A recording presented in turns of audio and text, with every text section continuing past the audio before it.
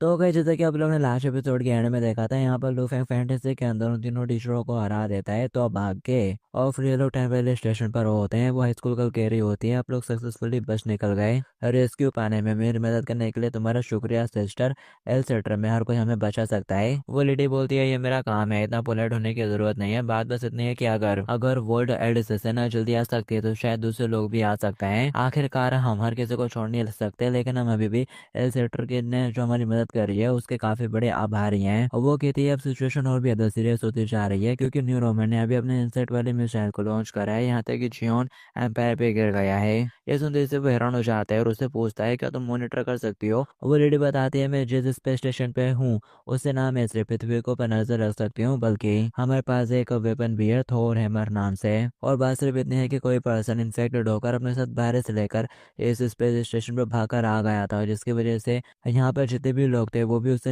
Infected होकर zombie बन गए हैं। और मैंने आधे दिन से खुद को एक वेयर हाउस में छुपा कर रखा हुआ है और अब तो यहाँ पर खाने की भी कमी हो रही है।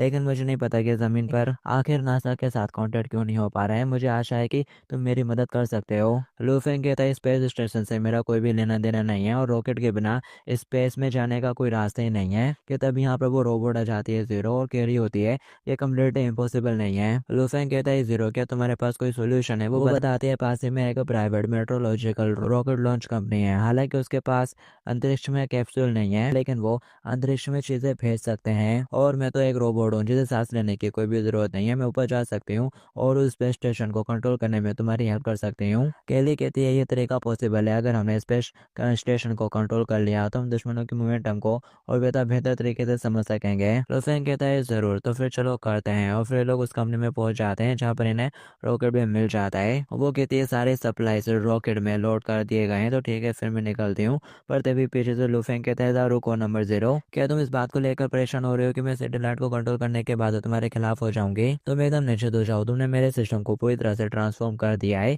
इसलिए मैं तुम्हारे साथ विश्वासघात नहीं करूंगी। लुफेंग उससे कहता है ये पोर्टेबल पोर्टल साथ ले जाओ, ऊपर जाने के बाद तुम इसे खोल सकती हो और फिर आप लोग दोनों जगहों के बीच ट्रेवल कर सकते हैं। ये सुनते से वो हैरान हो जाती है और बोलती है क्या पोर्टल, क्या तुम पहले भी इस तरह से बेस पे लौटे हो? आखिर ये कौन सी ब्लैक टेक्नोलॉजी है? और वो बोलती है ये एकदम इम्पॉसिबल है, तुम्हारी टेक्नोलॉजी के साथ इसे बनाना असंभव है, इसका सक्सेस रेट 0.00013% है। और वैसे तुम पहले भी रिसर्च इंस्टीट्यूट के ऊपर आसानी से हमला कर पाए थे, क्योंकि तुमने पहले भी एक पोर्टल छुपा कर रखा हुआ था और उसका इस्तेमाल करा था, है ना? वो कहता है हाँ। और सिर्फ इतना ही नहीं, हमने वेक्लाई पोर्शन का मार्क्स प्रोडक्शन भी कर लिया है उसके ऊपर रिसर्च कर ये सुनते सी वो सोची होती है ये तो बहुत ज़्यादा स्कैरी है, ये पर्सन और इनका सेटर पूरे एंटायर रिसर्च इंस्टीट्यूट से ज़्यादा पावरफुल है। और फिर जीरो रॉकेट में बैठकर निकल जाती है और लुफेंग कहता है चलो अब घर वापस चलते हैं। और फिर इसके बाद हमें एल शेटर के गेट का सीन दिखाया जाता है जहाँ पर भीड़ मची होती है। उनमें से कह रहा होता है मैं इलेक्ट्रिशियन हूँ, मुझे बस एक ब्रेड का टुकड़ा चाहिए। और लोग ऐसे आपस में बोल रहे होते हैं कि हमें हायर कर लो, हमें हायर कर लो,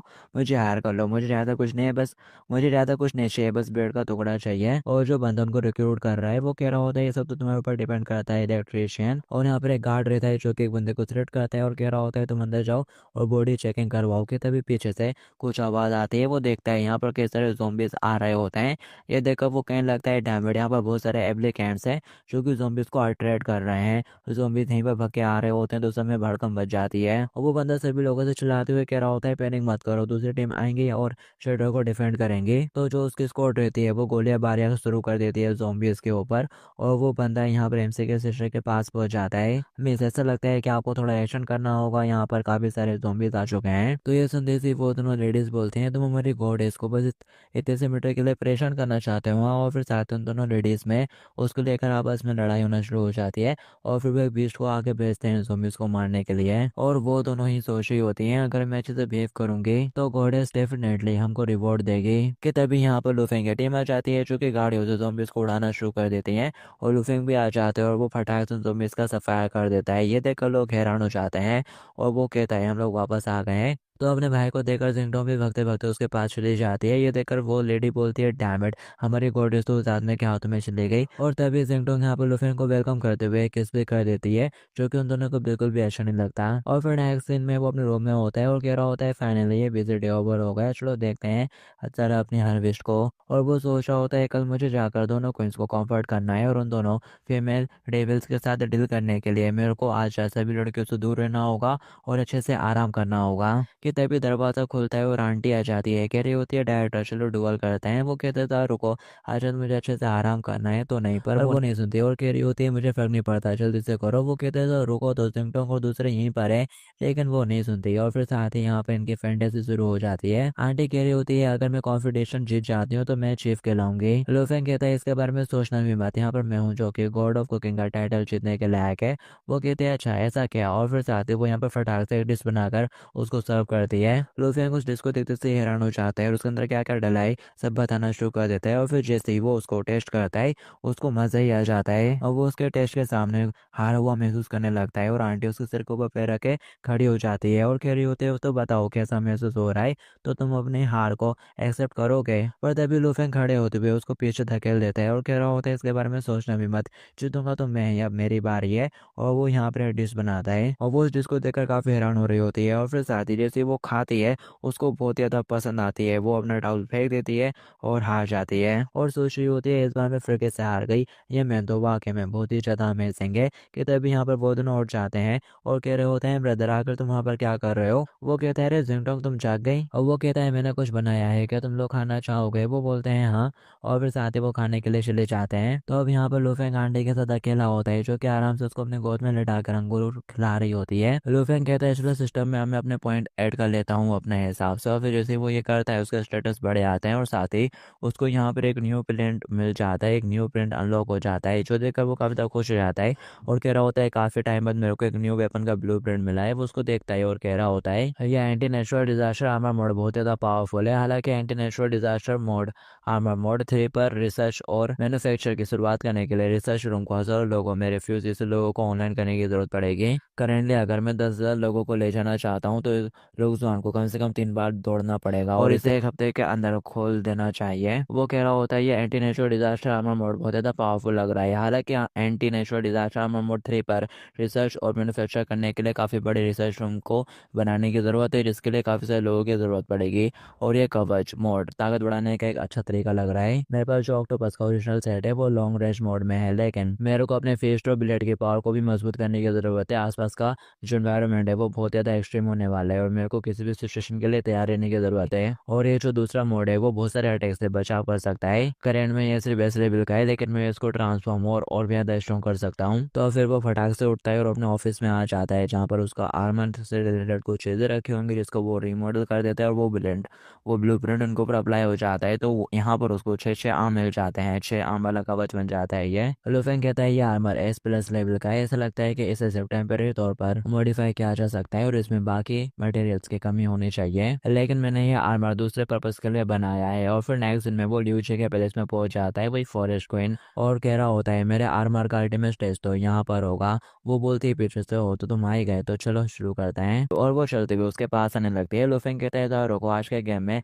मैं को चेंज करने वाला हूँ। और वो सोच रहा होता है इस बार मैं तुम्हें पूरी तरह से क्लीन कर दूंगा। और फिर साथ ही वो उसको किसी फिलोसफी के बारे में बताना शुरू कर देता है कि अपन को हैप्पीनेस कैसे महसूस होती है। वो कहती है कि बस इतना ही, मुझे लगता है कि मैंने ये फिलोसफी पहले भी कहीं देखी है। और वो सोच रही होती है आखिर ये किस तरह की थ्योरी है, मैंने पहले इसे कभी भी उस हाई ट्राइब में तो नहीं देखा। लुफेंग उससे कहता है मेरे रोबोटिक आर्म के साथ कोऑपरेट करो, फिर मैं तुमको नेक्स्ट लेवल की हैप्पीनेस फील करवाऊंगा जो तुमने पहले कभी नहीं करी होगी। वो कहती है क्या वाकई में, तो फिर चलो परफॉर्मेंस की तरफ बढ़ते हैं, देखते हैं तुम्हारे इस न्यू गेम को।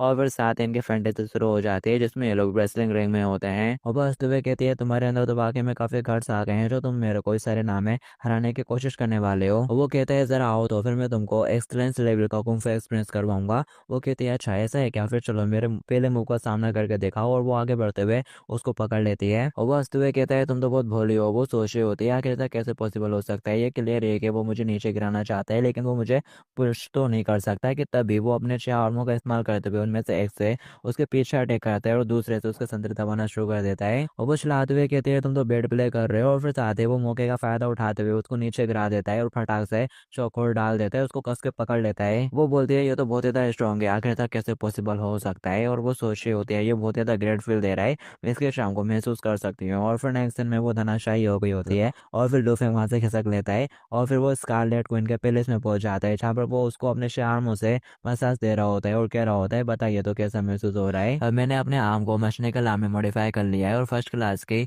मसाज टेक्निक को कमांड भी कर लिया है इनके साथ, जिससे मैं तुमको एब्सोल्यूट सेटिस्फेक्शन की गारंटी दे सकता हूँ। और वो सोच रहा होता है डैम इट, वैसे तो मैं अपने रिफ्यूजी का डायरेक्टर हूँ, लेकिन मेरे को यहाँ पर अपने डिग्निटी को छोड़कर बस एक मालिश वाला बनना पड़ता है। जब मैं उस एंटी संकट कवच को बनाने के लिए सारे मटेरियल को इकट्ठा कर लूंगा, तब मैं तुम्हें दिखाऊंगा, मैं तुम्हें अपने वश में करके रखूंगा। ये तभी स्कारलेट क्विट उसको एक मटेरियल दिखाते हुए कहती है रोबोटिक मसाज और 10 मिनट के लिए, जो देखकर वो बहुत ज़्यादा खुश हो जाता है और कह रहा होता है हमारी लेडी क्वीन तो बहुत ज़्यादा पोलाइट है और क्वीन को सर्व करना तो बस एक छोटी सी चीज़ है। कि तभी स्कारलेट क्वीन उठते हुए उसको नीचे गिरा लेती है। वो कह रहा होता है यार रुको आंटी ली, आज मैं अच्छी हालत में नहीं हूँ, मुझे डर है कि मैं आज में नहीं कर पाऊंगा, कल के लिए इंतजार करते हैं ना। लेकिन वो नहीं सुनती है, वो उसके साथ करती है और फिर साथ ही जब वो अपने रिफ्यूजी में आते हैं तो उसकी हालत बिल्कुल बेकार हो चुकी होती है। वो कह रहा होता है फाइनली मैं वापस आ गया, लेकिन मेरी कमर बहुत दर्द कर रही है और मैं बहुत ज़्यादा थक चुका हूँ। और फिर इसके बाद हमें शटर के गेट का सीन दिखाया जाता है, जहाँ पर बाहर कई सारे लोग खड़े हुए रहते हैं। गार्ड कह रहा होता है सब लोग लाइन में लगो और अच्छे से अंदर एंटर करो। वो बंदा कह रहा होता है वो हमें मारना और हमारा मांस तो नहीं खाना चाहते ना। वो लड़की कहती है शायद नहीं, और बता रही होती है हालांकि मैंने पहले भी कुछ अफवाहें सुनी है, जो टेंशन है रिफ्यूजी कैंप है उनके अंदर भी तुम्हें काफी सफर करना पड़ता है और साथ ही भोजन मिलना भी वहाँ पर रेयर होता है, और यहाँ तक के अंदर मार धाड़ और वायरस के केसेस भी हो सकते हैं। ज्यादातर सेरेटर्स इसी तरह से होते हैं। गार्ड कहता है सभी लोग एक एक करके अंदर आओगे, और फिर जैसे वो हाई स्कूल लड़के अंदर घुसती है वो देखकर काफी ज्यादा हैरान हो जाती है और बोल रही होती है ये तो बहुत ज्यादा बड़ा है, इस सेरेटर का जो टेक है वो तो बहुत ज्यादा अमेजिंग लग रहा है। और वो बंदा कहता है कोमायाशी जैसा तुमने बताया है उससे बहुत ज्यादा अलग क्यों लग रहा है, क्या तुमने नहीं बताया था कि शटर बहुत ज्यादा स्कैरी होता है। वो बोलती है मैं भी खुद बहुत ज्यादा सरप्राइज हूँ, ये रूमर से बहुत ज़्यादा अलग है और ये सोच भी दिखने में काफ़ी अलर्ट लेवल के लग रहे हैं। और आंटी कहती है तुम्हें खाने के लिए चीज़ें इस कॉर्नर में मिलेगी, खाने के लिए सभी लोग लाइन में लगो। और यहाँ पर डॉक्टर भी होती है जो कि सभी लोगों को वैक्सीन दे रही होती है ताकि जो वो ज़ॉम्बी वायरस से इम्यून हो जाए। और ये सब देखकर वो लोग काफ़ी हैरानी में होते हैं। वो बंदा कह रहा होता है मैंने पहले कभी भी इतना हाईटेक बेस नहीं देखा। और लड़की बोलती है ये कोई सर्टर नहीं है, ये तो एक चमत्कार है। और फिर तभी यहाँ पर लुफेंग आता है और बता रहा होता है यहाँ पर लाइट लेवल के सोल्जर्स हैं जो कि शर्टर में सभी लोगों को प्रोटेक्ट करेंगे, तुम लोग बिना किसी दिक्कत के यहाँ पर आराम से रह सकते हो और खा पी सकते हो। हमारे एल शेल्टर के अंदर लोगों के लिए सफिशिएंट फूड है और 24 घंटे हॉट वाटर का सप्लाई भी है यहाँ पर। ये सुनते ही वो लड़की तो बहुत ज़्यादा इंप्रेस हो जाती है और कह रही होती है ये बॉयज तो बहुत ज़्यादा पावरफुल है। और फिर हमें नेक्स्ट डे इन्फार्मरी का सीन दिखाया जाता है। यहाँ पर जो लेजेंड रहते हैं वो तैयार बैठे हुए रहते हैं, इन लोगों ने उसके लिए सुपर पावर वाली वैक्सीन बना ली होती है। वो कहते हैं क्या तुम तैयार हो, वो बोलती है हाँ। वो बोलते हैं फिर ठीक है मैं ये तुम्हारे अंदर इंजर्ट करने वाली हूँ। लुफेन कह रहा होता है केले के इंजेक्शन एक्सपीरियंस के हिसाब से पहले और बाद में कुल मिलाकर 3 इंजेक्शन की जरूरत होगी। पहला इंजेक्शन एबिलिटी को अवेक करेगा और दूसरा डोज जो कि बल्कि रिजर्व पोर्शन है वो तुम्हारी एबिलिटीज के स्तर को बढ़ाएगा, और एक तीसरा डोज भी है। और फिर साथ ही वो लोग उसके अंदर इंजेक्शन को लगा देते हैं। लुफेन कह रहा होता है जो एबिलिटी मेडिसिन है वो इवोल्व कर सकती है पॉइंट को कंज्यूम करके, और अब इस सुपर नेचुरल पोर्शन को इंजेक्शन के द्वारा इसके अंदर डाल दिया गया है और अब ये अंडर एवोल्यूशन में चली गई है।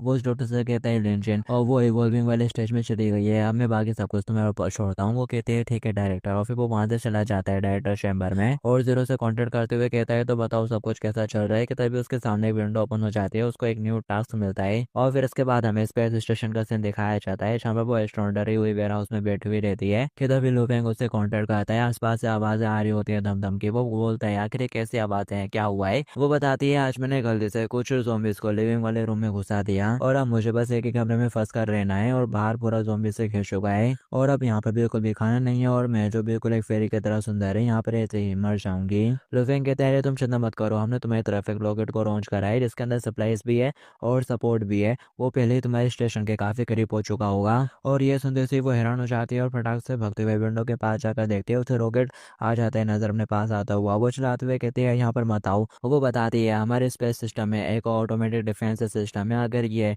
रॉकेट हमारे देश का नहीं हुआ तो फिर वो ऑटोमेटिकली उस रॉकेट को ऊपर अटैक कर देगा और उसे डिस्ट्रॉय कर देगा। और यहाँ पर ऐसे ही होता है, जो स्पेस स्टेशन रहता है वो उस रॉकेट को ऊपर अटैक करके उसको पूरी तरह से तबाह कर देता है। और ये देखकर अब वो बहुत ज़्यादा निराश हो जाती है और बोल रही होती है सब कुछ खत्म हो गया, जो एक अकेला रेस्क्यू मेरे को बचाने के लिए आया था वो भी अब डिस्ट्रॉय हो चुका है और अब मैं इस छोटे से वेयर हाउस के अंदर फंस चुकी हूँ जहाँ पर खाना भी नहीं है। और फिर साथ ही वो बहुत ज़्यादा पैनिक करना शुरू कर देती है कि तभी यहाँ पर जीरो की एंट्री होती है। वो शिप के अंदर घुसने में कामयाब हो गई होती है, उसे दरवाजे के पीछे से बहुत सारी आवाज़ें सुनाई दे रही होती है। वो काफ़ी ज़्यादा घबरा रही होती है, असल में जीरो वहाँ पर ज़ॉम्बीज़ को मार रही होती है।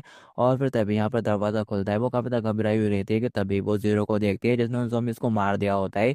वो बोलती है कि तुम्हें ब्यूटीफुल कंट्री द्वारा यहाँ पर भेजा गया है, और वो उससे बोलती है कि तुम्हें वो हो जो कि वेदर रॉकेट लेकर जस्ट यहाँ पर आए थे, और फिर उसके ऊपर अटैक कर उसे डिस्ट्रॉय कर दिया। आखिर तुम अभी भी जिंदा कैसे हो? जीरो बोलती है मैं किसी ब्यूटीफुल कंट्री से नहीं हूँ, मेरे को तो एल शेल्टर द्वारा भेजा गया है और मैं यहाँ पर तुमको बचाने के लिए आई हूँ। और रॉकेट के डिस्ट्रॉय होने से पहले मैं रॉकेट से कूद गई थी, क्योंकि मैं एक रोबोट हूँ, इसलिए मेरे को सांस लेने की कोई जरूरत नहीं है, इसलिए मैं बच गई। चलो अब ज्यादा बातें नहीं करते, डायरेक्टर और बाकी लोग हमारा इंतजार कर रहे हैं शेल्टर में। चलो इसे टेलीपोर्ट करने वाले पोर्टल से वापस चला जाए। वो ये देखकर काफी हैरान हो जाती है, और फिर साथ ही वो रोबोट के पीछे पीछे उस पोर्टल के थ्रू शेल्टर में पहुंच जाती है और कह रही होती है कि मैं वाकई में बच गई, और आसपास देखते हुए सोच रही होती है इनके पास ना सिर्फ एक हाईटेक एआई रोबोट है, बल्कि काफी खतरनाक टेक्नोलॉजी भी है और एक टेलीपोर्टेशन पोर्टल भी है।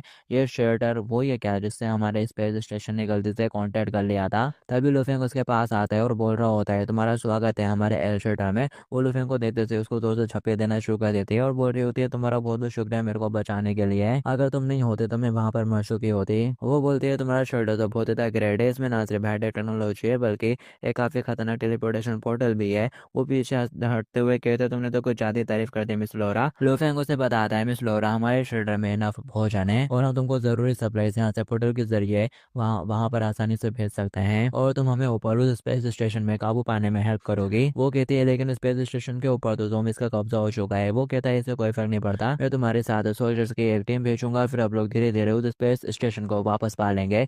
और वो अपने एक सोल्जर से कहता है तुम बाद में स्पेस स्टेशन पे अपनी टीम लेकर जाओगे और सफाई कर दोगे जोम्बिस का। वो कहता है ठीक है। लुफेंग उससे कहता है आज के लिए तुम यहीं पर रुक जाओ और फिर बाद में टीम को लीड करते हुए पोर्टल के थ्रू वहां पर चली जाना। वो बोलती है ठीक है। और फिर इसके बाद हमें रात का सीन दिखाया जाता है इन्फार्मरी में, जहाँ पर जो लीजन सो रही होती है उसे अचानक से होश आता है और फिर वो फटाक से वहां से गायब हो जाती है। डॉक्टर कहती है आखिर लीजन कहाँ चली गई, और फिर आंटी का कुछ सामान भी गायब हो जाता है, के लिए किताब पढ़ रही होती है वो भी उसके हाथ से गायब हो जाती है और कह रही होती है आखिर वो किताब कहाँ चली गई। और फिर साथ ही एक बंदे की पर्सनल फोटो भी गायब हो जाती है, और ये सब कुछ बस से 20 सेकंड के अंदर हुआ होता है। और एक लड़की जो नहा रही होती है उसके अंडरवेयर भी गायब हो जाती है। वो चिल्लाते हुए कहते हैं मेरी अंडरवेयर कहाँ चली गई, क्या यहाँ पर कोई चोर है। और फिर दिखाया जाता है 30 सेकंड हो चुके होते हैं, और जो लुफेंग रहता है वो डायरेक्टर चैम्बर में बैठे हुए कुछ देख रहा होता है कि तभी पीछे से जीलिंग आ जाती है, और वो ये सब कुछ बस 35 सेकंड के अंदर करते हुए यहाँ पर आई है। और वो कह रही होती है बॉय देखो मैं जाग चुकी हूँ, और उसके हाथ में बहुत सारा सामान होता है जो कि उन लोगों से छीन के लाई है। उसको यहाँ पर शायद टाइम को स्लो करने की एबिलिटी मिल गई होती है, जैसे सब कुछ स्लो हो जाता है लेकिन वो फास्ट रहती है। और फिर वो उसको अपने एबिलिटी के बारे में बताती है। लुफेंग कहता है कि टाइम को चुराने की एबिलिटी, और वो हंसना शुरू कर देती है और फटाक से चुटकी बजाती हुई उसके पेंट उतार देती है। वो कहता है आखिर ये कैसे हो गया। वो बताती है मेरे टाइम की एबिलिटी है ये, मैं समय को चुरा सकती हूँ, और ये कुछ इस तरह से काम करती है पूरी दुनिया मेरे मेरे बारे में भूल जाती है और 1 सेकंड के लिए, और मैं छुप जाती हूँ पूरी दुनिया से, और उसी के दौरान मैं ये कर सकती हूँ। ये सुनते ही वो काफी हैरान हो जाते हैं और कह रहा होता है ये एबिलिटी तो काफी ज्यादा टेरिफाइंग है, ये तो एक बहुत ज्यादा किलर मूव हो सकता है क्रिटिकल मोमेंट पर। और साथ ही वो रोना शुरू कर देता है और कह रहा होता है लिसन तुम तो बहुत ज्यादा लकी हो, इस तरह की एबिलिटी हर होम बॉय का सपना होता है, ये ड्रीम एबिलिटी आखिर मेरे पास क्यों नहीं है। तभी एकदम से वो उसके पास आ जाती है। वो कहता है रोको तो, और फिर साथ ही इन दोनों की फैंटेसी स्टार्ट हो जाती है। लुफेंग उससे कहता है मेरी तरफ आओ, भाव को मत बिल्कुल भी, मेरे पास आओ, तुम बिल्कुल उस कैंडिडेट की तरह हो जो कि बहुत ज्यादा डेस्परेट है और अपना आंसर लिख रहा है एग्जाम के दौरान, जब एग्जाम टाइम लगभग खत्म होने वाला है, इसलिए जल्दी करो और मेरे को अपने ट्रू फेस के बारे में बताओ माइनक्राफ्ट। वो कहती है अगर एक रोज नहीं है तो फिर ये तुमको तोड़ नहीं सकता। ये सुनते थे वो हंसते हुए कहते हैं तो फिर मेरे पास आओ ना। फिर वो चलते हुए उसके पास आने लगती है। तभी वो यहाँ पर ट्रिक का इस्तेमाल करता है, पता नहीं कोई यहीं से कोई सी तो बड़ी चीज ले आता है और उसके ऊपर धे मारता है, और फिर साथ ही हंसना शुरू कर देता है और कह रहा होता है ये खत्म हो गया, तुम हार गई हो, कोई भी मेरे को सरप्राइज नहीं कर सकता। लेकिन लीजेंड तो उसके पीछे खड़ी होती है। ये देखकर वो काफी ज्यादा हैरान हो जाते हैं और कह रहा होता है आखिर तुम कब वहां पर पहुंच गई। वो उसको बताती है तुम्हारे हमला करने से पहले ही मैंने मैंने अभी बर्थडे को एक्टिवेट कर लिया था और उसी वक्त ये सेकंड मेरा हो गया था। और फिर साथ ही वो उसको एक खतरनाक बट स्लैप मारती है, अपने पिछवाड़े से एक जोर का धक्का मारते हैं कुल मिलाकर, और कह रही होते हैं मैं इसे एक 5 सेकंड के अंदर 5 सेशन कर सकती हूँ और तुम बस इसे एक्सेप्ट ही कर पाओगे। और वो लगातार उसको बट पे बट मारती है। लुफेंग की हालत बेकार हो जाती है और वो कह रहा होता है कि खतरनाक अटैक है, और फिर साथ ही वो फाइनल बट मारती है और उसके ऊपर बैठ जाती है और बोलती है ये खत्म हुआ। और लुफेंग भी सोच रहा होता है डैम इट, आजकल मैं बहुत ही ज़्यादा हार रहा हूँ और ये पहले से बहुत ज़्यादा पावरफुल हो चुकी है। और फिर इसके बाद हमें सीधे 2 दिन बाद का सीन दिखाया जाता है। ये सभी लोग अपने मीटिंग रूम में होते हैं। लूफेंग कहता है जनरल डोंगफेंग, क्या तुम बिल्कुल सच कह रहे हो? वो कहता है हाँ, कुछ दिन पहले त्यांग शुर ने अपने सबॉर्डिनेट को ये बताने के लिए भेजा था कि प्राइम मिनिस्टर आधे महीने में सेना के साथ बातचीत करेंगे और कहा गया था कि वो सुलह करना चाहते हैं। के लिए बोलती है जेंग ट्यांग तो बार बार हमारे शोल्डर के ऊपर अटैक करने के लिए लोगों को भेजता था, तो वो अचानक से हमारे साथ सुलह क्यों करना चाहता है? और वो दूसरी बंदी भी कहती है वो बड़ा आदमी जरूर कोई साजिश कर रहा है, उसके ऊपर भरोसा नहीं किया जा सकता। लूफेंग कहता है ईमानदारी से कहूँ तो मुझे नहीं पता कि ये आदमी क्या करना चाहता है, लेकिन इससे कोई फर्क नहीं पड़ता। वो आदमी जेंग ट्यांग है, हम सिर्फ बात करने का नाटक कर सकते हैं और एक कदम आगे बढ़ा सकते हैं। और वो सभी कहते हैं हाँ ये अच्छा है। लूफेंग कहता है फिर नेक्स्ट आप लोग अपने 3 गोल्स को पीरियोरिटी देंगे। आप लोग 3 टीमों में काम करेंगे। सबसे पहले क्योंकि पोर्टल एक साथ इन लोगों को वापस नहीं ले जा सकता, लॉन्ग जॉन और वल्करी वो पहली टीम को लीड करेंगे और सब में क्लैन में वापस जाएंगे और थोड़ी पॉपुलेशन लेकर आएंगे। के लिए तुम आसपास के इलाके में मौजूद ज़ॉम्बीज़ को खत्म करने वाली दूसरी टीम को लीड करोगी और आसपास के इलाके पर कब्जा भी करना होगा तुम्हें। मैं शेल्टर का विस्तार शुरू करना चाहता हूँ और लेजेंड झेंग्यून और मैं साथ में मिलकर लोरा की हेल्प करेंगे ताकि उस स्पेस स्टेशन को वापस ले सके। अगर स्पेस स्टेशन हमारे अंडर आ जाता है तो उसका वो तो हमारे हथियार और स्पेस से मॉनिटरिंग ये हमारी काफ़ी ज़्यादा हेल्प कर सकती है हमारे शेल्टर के। ये सुनते सी वो लोग भी कहते हैं काफ़ी अच्छा प्लान है। और फिर इसके बाद हमें अगले दिन का सीन दिखाया जाता है। ये लोग सब रास्ते में होते हैं, सभी क्लैन जाने गए और ये केले की टीम होती है जो कि ज़ॉम्बीज़ को मारते हुए आगे बढ़ रही होती है। और फिर इसके बाद अपन को लूफेंग की टीम का सीन दिखाया जाता है जो कि लारा की हेल्प कर रही होती है। स्पेस स्टेशन में होते हैं वो लोग और यहाँ पर जो लूफेंग है वो भी ज़ॉम्बीज़ को मारने में बिजी होता है। और फिर नेक्स्ट सीन में ये लोग एक रूम में पहुंच जाते हैं। लूफेंग कह रहा होता है फाइनली ऑब्जर्वेशन वाले रूम में से भी सारे ज़ॉम्बीज़ को मार दिया गया है और मॉनिटरिंग इक्विपमेंट को ज़ॉम्बीज़ से बिल्कुल भी नुकसान नहीं हुआ है, क्यों है ना? वो बोलते हैं वेल हाँ, मॉनिटरिंग काफ़ी अच्छी हालत में है, इसका यूज़ करते हैं। और फिर साथ ही उसको कुछ पता चल जाता है। वो कहती है सिटी के नॉर्थ साइड पर जो कैंप है वहाँ पर बहुत सारे ज़ॉम्बीज़ इकट्ठा हो रहे हैं जो कि काफ़ी अनएक्सपेक्टेड है। ये सुनते ही वो हैरान हो जाते हैं और सोच रहा होता है कि ये जेंग यांग जुआंग से रिलेटेड हो सकता है। सिटी के नॉर्थ साइड पर जो कैंप है वहाँ पर बहुत सारे ज़ॉम्बीज़ इकट्ठा हो रहे हैं जो कि काफ़ी अनएक्सपेक्टेड है। ये सुनते ही वो हैरान हो जाते हैं और सोच रहा होता है कि ये जेंग यांग जुआंग से रिलेटेड हो सकता है। क्या ज़ॉम्बीज़ का इस तरह से वेब में इकट्ठा होना और जेंग टैंग के वो शांति के बाद क्या दोनों के बीच में कोई कनेक्शन हो सकता है? वो इस समय शहर के नॉर्थ वाले इलाके में क्यों इकट्ठा हो रहे हैं? क्या ऐसा हो सकता है कि जेंग टैंग को चोरी प्लान बना रहा है? कि तब यहाँ पर कुछ आवाज़ें आती हैं। लोरा कहती है उस वो ज़ॉम्बी फिर किससे अपेयर हो गए हैं। अगर हमने जल्दी सेंटर पर कब्जा नहीं किया तो हम सब ऑक्सीजन की कमी के चलते मारे जाएंगे। लूफेंग कहता है आखिर अचानक से पावर आउटेज क्यों हो गया, क्या यहाँ पर लिविंग पीपल है? वो बोलते हैं लिविंग पीपल तो नहीं है लेकिन कुछ zombies हैं जिन्होंने इंटेलिजेंस को गेन कर लिया है। और फिर इसके बाद अपन को स्पेस स्टेशन के कमांडर सेंटर का सीन दिखाया जाता है जहाँ पर कई सारे zombies बिल्कुल सोल्जर की तरह खड़े होते हैं और उनमें से कुछ कर रहा होता है और हंसते हुए कह रहा होता है ये डेड ट्रैप है, तुम लोग फंसोगे। और वो कह रहा होता है मैं कोई ऑर्डिनरी ज़ॉम्बी नहीं हूँ, मेरे पास इंटेलिजेंट है और यहाँ पर मेरे जैसे हजारों zombies और भी हैं। वो सभी लोगों से कह रहा होता है आगे बढ़ो और अटैक करो, आज रात अब लोग सारे इंसानों को मार डालेंगे और डिनर करेंगे उनका। तो वो सभी उससे रूम की तरफ बढ़ रहे होते हैं जहाँ पर इंसान लोग हैं कि तभी दरवाज़ा खुलता है। वो सारे सोल्जर्स गन के साथ रेडी होते हैं और गोली से फायर करना शुरू कर देते हैं और वो सारे zombies कमज़ोर पड़े आते हैं उनके शूटिंग के खिलाफ। वो लोग कह रहे होते हैं अरे नहीं, इन लोगों के पास तो बहुत सारी गन्स है। वो आगे बढ़ रहे होते हैं और zombies पीछे हट रहे होते हैं और साथ ही वो वहाँ से भागना शुरू कर देते हैं। और सोल्जर्स के साथ केली भी होती है जो कि उनमें से किसी को भी नीचे नहीं देती, सभी लोगों को बहुत बुरी तरह से मारना शुरू कर देती है और कह रही होती है तुम में से कोई भी बच के नहीं जा पाएगा। और फिर थोड़ी देर बाद केली कहती है लगता है कि यहाँ का काम हो चुका है, अब टाइम आ चुका है उनके साथ ज्वाइन होने का। पर यहाँ पर अभी भी एक ज़ॉम्बी रह गया होता है जो कि डरा हुआ रहता है और सोच रहा होता है ये तो बहुत ही ज़्यादा खतरनाक है, इससे पहले कि उसे मेरे बारे में पता चले मुझे जल्दी से यहाँ से खतरा लेना चाहिए। कि तभी वो पीछे मुड़ते हुए कहते हो ऐसा लग रहा है कि यहाँ पर एक छुपा हुआ है। ये सुनते ही वो काफी ज्यादा घबरा जाता है और इससे पहले कि वो कुछ कर पाता केली अपनी पावर का इस्तेमाल करते हुए उसके पीछे आ जाती है और उसको शूट कर देती है। और फिर हमें दूसरी साइड का सीन दिखाया जाता है, वहां पर भी ज़ॉम्बीज़ का बुरा हाल हो रहा होता है और उनमें से एक ज़ॉम्बी तो पैर का अच्छा दिखाकर सरेंडर कर रहा होता है और बोल रहा होता है इन लोगों की फायर पावर तो बहुत ज़्यादा स्ट्रॉन्ग है, आप लोगों को इनको नहीं हरा सकते तो अपन को सरेंडर कर देना चाहिए।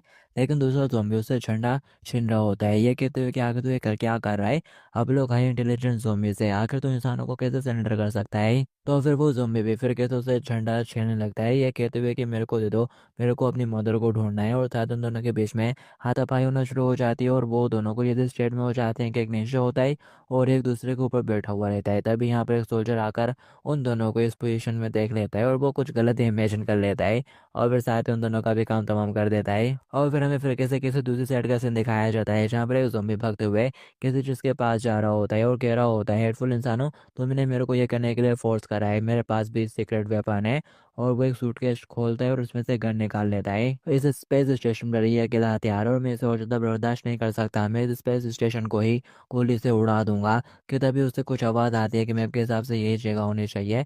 वो कह रहा होता है, आगे तुम लोगों की हिम्मत कैसे हो रही है यहाँ पर आने की, अब तुम लोग मरने के लिए तैयार हो जाओ। और वो गोली चला रहा होता है उनको डराने के लिए, लेकिन जैसे ही दरवाजा खुलता है तो लुफेंग की टीम भी बिल्कुल तैयार खड़ी रहती है। और वो उसको चढ़ाते हुए कहता है, अरे जरा देखो तो यहाँ पर भी एक लिटिल ज़ॉम्बी है जिसके हाथ में गन है। तुम लोगों को देखकर वो काफी घबरा जाता है और फिर लुफेंग के सामने विंडो ओपन होती है कि तुमने सक्सेसफुली स्पेस स्टेशन के ऊपर कब्जा कर लिया है और उसको 10,000 पॉइंट मिल जाते हैं। और फिर एक्शन में दिखाया जाता है वो ज़ॉम्बी खुद उनको कमांडर सेंटर में लेकर आता है और कह रहा होता है, अब लोग आ चुके हैं माय लॉर्ड। उन लोगों ने उसकी अच्छे से खातिरदारी कर दी होती है और फिर साथी को सामने का नजरा देखकर चौंक जाते हैं। यहाँ पर कुछ अजीब सा बना हुआ रहता है और वो कहता है कि यही कमांड सेंटर है। और फिर इसके बाद हमें सीधे अगले दिन का सीन दिखाया जाता है। लोरा कहती है, डायरेक्टर लुफेंग, हालांकि हमने स्पेस स्टेशन के ऊपर कब्जा कर लिया है, लेकिन हम लोग सेंटर कंप्यूटर का यूज नहीं कर सकते क्योंकि उसके ऊपर सर कोमा ने कब्जा कर लिया है। लुफेंग कहता है, मेरे पास इसका सोल्यूशन है, तुम पहले सेना के साथ रिफ्यूजी वापस लौट जाओ। वो कहती है, ठीक है। तभी यहाँ पर डिशन कहती है, वैसे तुम उसे पेड़ से कैसे निपटने वाले हो। लुफेंग कहता है, मैं लियू जी से कॉन्टेक्ट करूंगा, ये चीज उसके लिए मददगार साबित हो सकती है और इसके बदले में फिर वो ओपन कोर पे सप्लाईज दे सकते हैं जिससे आप लोग अपने शटर को और अपग्रेड कर पाएंगे। ये सुनते से वो कहते हैं, ठीक है फिर मैं भी चलती हूँ। कि तभी पीछे से वही लीडर ज़ॉम्बी जो कि बिल्कुल पेड़ की तरह है वो बोलने लगती है, मैंने ये बिल्कुल भी एक्सपेक्ट नहीं करा था कि तुम जैसे लोनली मॉर्टल्स इतने ज़्यादा पावरफुल निकलेंगे, मैंने तुमको वाकई में काफ़ी कम आका। लुफेंग उससे कहता है, तुम्हें काफ़ी स्ट्रॉन्ग लाइफ फोर्स हो, ऐसा लगता है कि लियू जी तुमको ऑब्जर्व करने के बाद बहुत ज़्यादा खुश हो जाएगी।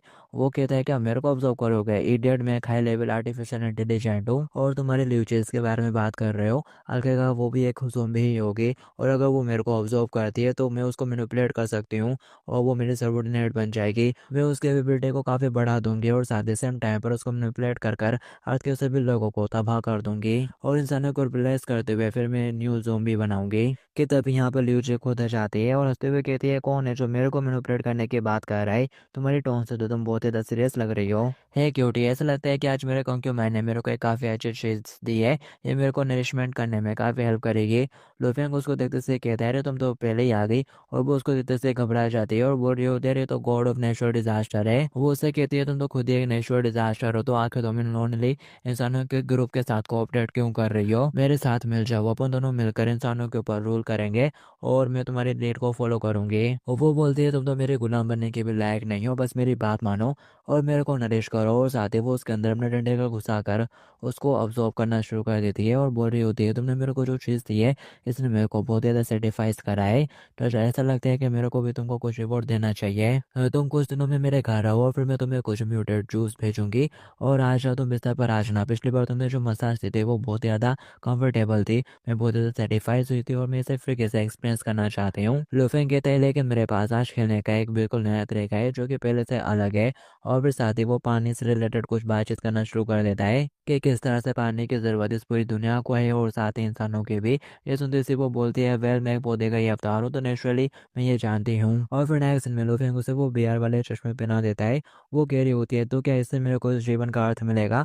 वो कहता है, तो फिर चलो इसे शुरू करते हैं। और साथ ही वो यहाँ पर एक मिनी रोबोट का इस्तेमाल करते हैं जो कि पानी की धार निकाल रहा होता है और लियू जी को शूट कर रहा होता है। और ये एक बहुत ही ज़्यादा high pressure cutting water gun होती है। लेकिन जो लियू जी है उसको तो इसमें बहुत ज़्यादा मजा आने लगता है। वो बोल रही होती है, मैं फील कर सकती हूँ जिंदगी के इस दर्द को। और ये सुनते ही लुफेंग घबरा जाता है और सोच रहा होता है, ये तो वाकई में काफ़ी अजीब है। ये हाई प्रेशर वाटर गन है जो कि पत्थरों को तक वो भी काट सकती है और इसे इसमें भी फील आ रहा है। और फिर इसके बाद हमें सीधे 2 दिन बाद का सीन दिखाया जाता है। ये लोग रास्ते में होते हैं और चलते हुए नॉर्दर्न सिटी की तरफ जा रहे होते हैं और लुफेंग याद कर रहा होता है जो लास्ट मीटिंग हुई होती है इन लोगों की। उसमें केली ने कहा होता है, हमने अंतरिक्ष स्टेशन के ऊपर कब्जा कर लिया है और साथ ही उसको पूरी तरह से कंट्रोल में भी ले लिया है।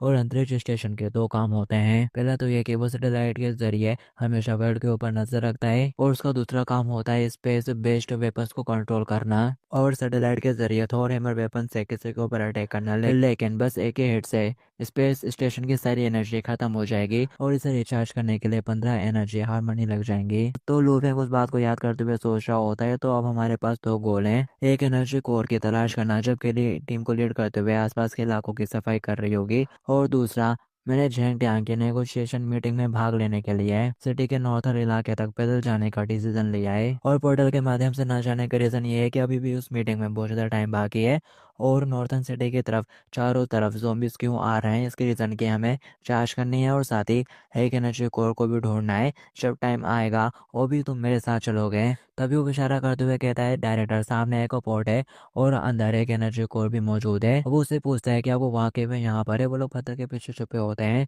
और वो भी बता रहा होता है, हाँ मैं पहले भी यहाँ पर मेंटेनेंस के लिए आया हूँ और मैंने मशीन में देखा था, लेकिन अब यहाँ पर तो बहुत सारे ज़ॉम्बीज़ हैं जो कि रास्ता ब्लॉक कर रहे हैं। तभी लूफेंग कहता है, मेरे पास एक सॉल्यूशन है। यहाँ पर साइड में एक कार का टुकड़ा डला हुआ रहता है जिससे वो टच कर कर एक गाय में ट्रांसफॉर्म कर देता है। वो लोग उसी के अंदर होते हैं और उसी के जरिए वो अपने आप को छुपाते हुए आगे बढ़ रहे होते हैं। वो भी कहता है ये तो काफ़ी ज़्यादा पावरफुल है, इसे काऊ मॉडल को तो ज़ॉम्बी तक नोटिस नहीं कर पाएंगे।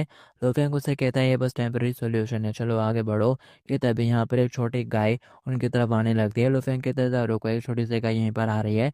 और वो थोड़ी देर के लिए वहीं पर खड़े हो जाते हैं। तो वो छोटा बछड़ा जाकर दूध पीने की कोशिश करने लगता है जिससे पीछे खड़े बंदे का पूरा खींचे जाता है। लुफेंग उससे कहता है, ओ बेका तुम ठीक हो? वो कहता है हाँ कुछ नहीं हुआ। वो कहते हैं ठीक है फिर चलो चलते हैं। कि तभी पीछे से एक और बड़ी गाय उनकी तरफ आने लगती है। उसको देखकर वो काफी ज्यादा घबरा जाता है और कह रहा होता है, अरे नहीं, एक और गाय यहीं पर आ रही है, जरूर को। आखिर वो क्या करने की कोशिश कर रहा है और साथ ही वो आते से उसको ऊपर चढ़े आता है और पीछे वाले के फ्रिक से लग जाते हैं।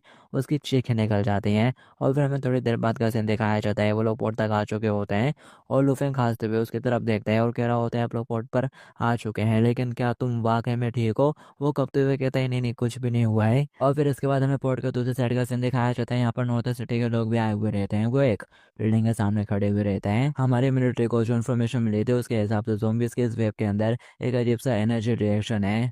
को बोलते हैं ये फायर कोर एनर्जी का एरिया है और मुझे नहीं पता ये सारी ज़ॉम्बीज़ के वेव यहीं पर क्यों इकट्ठी हो रही है। ऐसा लगता है कि वो लोग किसी चीज़ को गार्ड कर रहे हैं। कि तभी पीछे से एक बंदा आ जाता है मुंह में गुलाब पकड़े हुए और उसका आवाज़ दे रहा होता है, सिस्टर को इसके बारे में क्या ख्याल है? मिशन को कंप्लीट करने के बाद अब लोग बाहर में ड्रिंक करने के लिए चलेंगे। और ये बंदा नॉर्थन सिटी के बेस का third master of fire king है। वो उसके पास उनके कहते हैं, तुमने फिर से मैं सब करना शुरू कर दिया, क्या तुम्हें डर नहीं है कि मैं ये बात तुम्हारी गर्लफ्रेंड को जाकर बता दूंगी? वो मेरी बेस्ट फ्रेंड है। और वो आगे से कहते हैं, तुम किसके बारे में बात कर रही हो? क्यूट डिले के बारे में या फिर टेलचैन के बारे में या फिर सेक्सी हुआ के बारे में? ये सुनते से वो गुस्सा होने लगती है और सोच रही होती है ये बास्टर्ड। और वो कैप्टन से कहती है, टीम जो अंदर जाकर इन्वेस्टिगेशन करने में लगभग आधा एक घंटा तो लग ही जाएगा, तुम यहीं पर रहकर डिफेंस को लीड करो। वो कहता है ठीक है। वो अपने साथियों से बोलती है, चलो आप लोग अंदर चलते हैं। और साथ ही वो अपने टीम के साथ उस बिल्डिंग के अंदर चले जाते हैं। हॉल में पहुंच जाते हैं। वो बोलते हैं तैयार हो जाओ, कोई भी केयरलेस मत रहना। मास्टर कहने लगता है, चिंता मत करो, इस मिशन के दौरान मैं तुमको प्रोटेक्ट करूंगा। मैं the third strongest fire king हूँ इस मिलिट्री में, कोई भी ज़ॉम्बी मेरे सामने आने की हिम्मत नहीं करेगा और अगर आएगा तो वो जल के मारा जाएगा।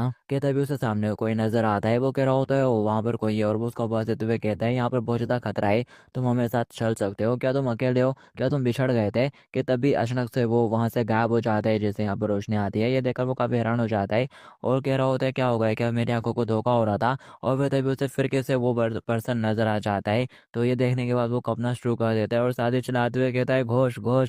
और क्या कहते हैं, गू के पीछे जाकर छुप जाता है। तो गोभी उसे छेड़ते हुए कहते हैं, ये क्या तुम तो मामूली भूतों से डर गए, तो तुम हमें ऐसे प्रोटेक्ट करोगे? हाँ। तो ये सुनते से वो काफ़ी एम्बेरस हो जाता है और कह रहा होता है, आखिर तक कैसे हो सकता है, मैं कोई डरा मरा नहीं। और साथ ही खांसते हुए आगे बढ़ता है उस बंदे की तरफ। और फिर जैसे ही वो उस लड़के के पास पहुंचता है वो देखकर एकदम हैरान हो जाता है और साथ ही कपड़ा खींचता है और कह रहा होता है, अरे ये तो बस एक शेडो का पेपर था, आप लोग बिना फालतू में ऐसे डर रहे थे। कि तभी वो दोनों लड़के कहती हैं, फायर ऑफ लॉर्ड जरा पीछे देखो। उसके पीछे अजीब सा ज़ोंबी अपेयर हो चुका होता है अचानक से। तो वो पीछे मुड़ते हुए फायर से उसके ऊपर अटैक कर देता है।